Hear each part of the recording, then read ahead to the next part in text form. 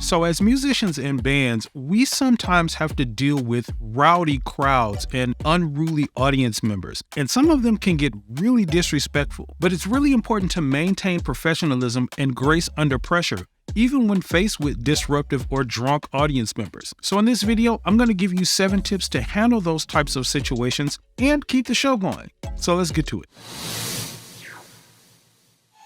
Hey, and welcome to Music Space. Here we help working musicians like you to monetize their craft. So if you're new here, hit that subscribe button and the notification bell to stay updated on new videos. Now, right before we get into this video, if you're a band, artist, or musician looking to make some serious passive income and grow a huge fan base, I'm advising all bands and artists and musicians like this to start a YouTube channel today. And that's because right now, YouTube continues to be the biggest growth opportunity for bands, artists, and musicians to gain a huge following and make lots of money. And because of this, I've created the YouTube QuickStart course. This course is specifically designed to get you up and running and making money and growing a huge fan base on YouTube really quickly and easily. And the best part is it's completely free and you can get instant access to it at the link in the description of this video. Okay, so the first tip in dealing with these types of audiences is just to stay calm and not allow the behavior of a few individuals to affect your show. So in most cases, these types of audience members are just seeking attention, or they're, exuding the seeking attention behavior, or they've had too many drinks and they're just not in control of their faculties anymore. And although a lot of times, as I stated, some of these audience members can be really disrespectful and say and do disrespectful things, it's really important to just stay calm and maintain a calm demeanor and not, really just react, especially negatively react to everything that's going on. What you want to do is stay as respectful as possible toward the audience and those particular audience members, even though they're not giving you that same respect. Because one, this helps you maintain a sort of professional air about yourself. People will see that you can sort of handle this grace under pressure, so to speak. And two, you really don't want to get flustered and upset, especially visibly flustered and upset by these audience members, because that makes you appear a certain way too. And then it makes you want to, exude certain types of behavior.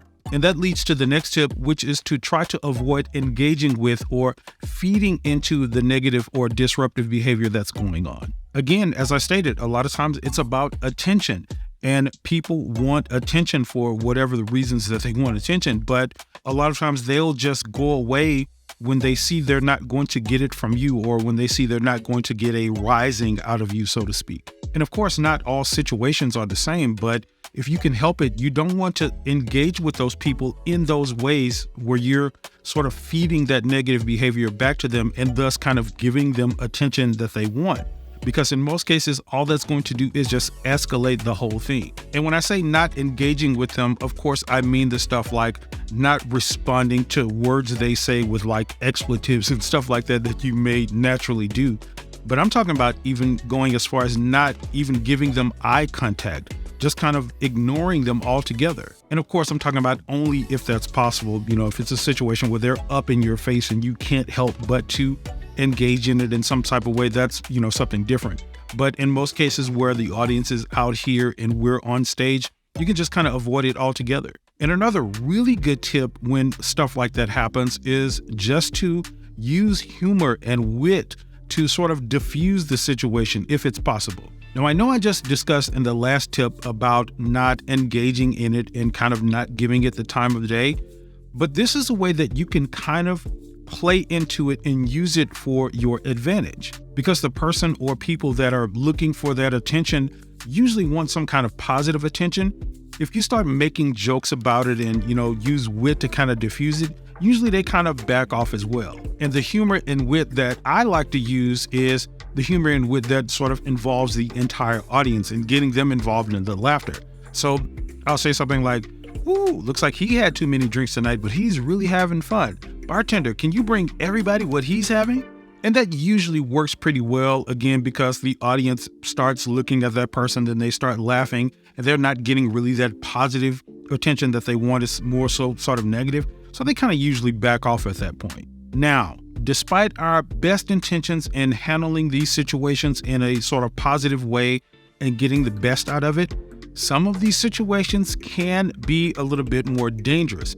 And that leads to the next tip, and that is to try to just keep a safe distance from a lot of these overly aggressive, confrontational audience members. The unfortunate fact about all of this is that, like I said, most of the people you'll deal with like that are probably the attention seekers, but you do have a segment of that crowd that sort of have agendas that just want to be disruptive, that come there with a purpose to, kick up some sand, so to speak.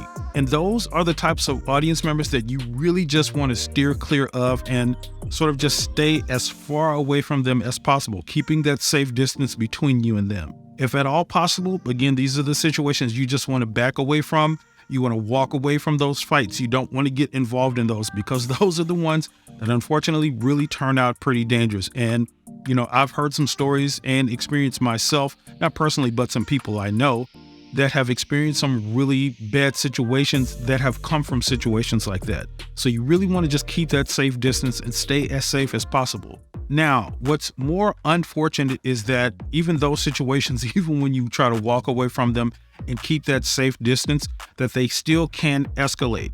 So the next tip, what you want to do is try to get the staff or security involved in it as soon as possible. So you got this person or group of people that are continuously haggling you or, even throwing stuff on stage at you or, hollering out expletives at you and all of this kind of stuff where it's kind of getting dangerous for you to keep performing and, not do anything about it.